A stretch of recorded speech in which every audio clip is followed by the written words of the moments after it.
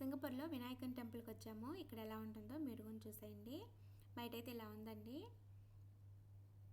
సింగపూర్లో ఔటమ్ పార్క్ అండి లొకేషను. దగ్గరున్న వాళ్ళు ఎవరైనా విజిట్ చేయొచ్చు. టెంపుల్ అయితే చాలా బాగుంది.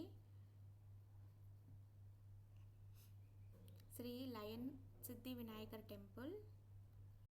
లోపలికి అయితే వెళ్ళేద్దాం. ఇక్కడ వాష్ ఏరియా అండి.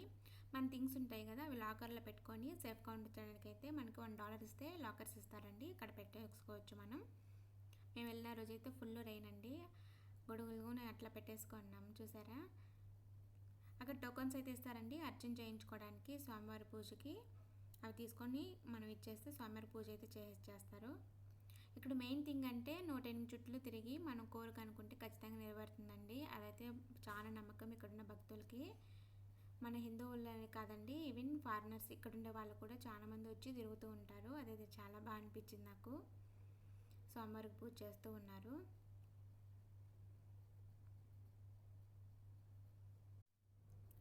పూజ జరుగుతూ ఉంది. స్వామివారికి అర్చన చేస్తూ ఉన్నారండి. మనం టోకన్స్ ఇస్తాం కదా, అందరి దగ్గర కలెక్ట్ చేసుకొని స్వామివారికి పూజ చేస్తూ ఉంటారు.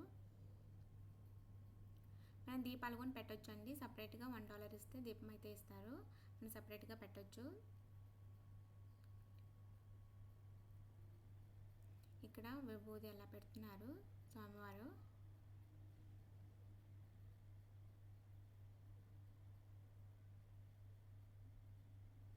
భక్తులు బాగా తిరుగుతూ ఉన్నారు కదా, అలాంటి 108 చుట్లు కదా తిరుగుతూ ఉంటారు. అర్చన అయిపోయిందండి. హారతి తీసేసుకొని మనం అలా వెళ్తాం.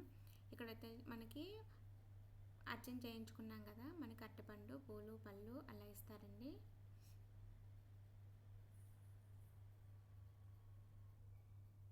ఇక్కడ ల్యాంప్ అయితే పెట్టచ్చు.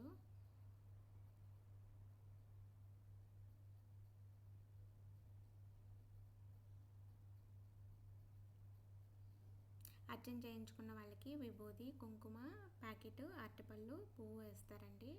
మాకైతే ఇలా ఇచ్చారు.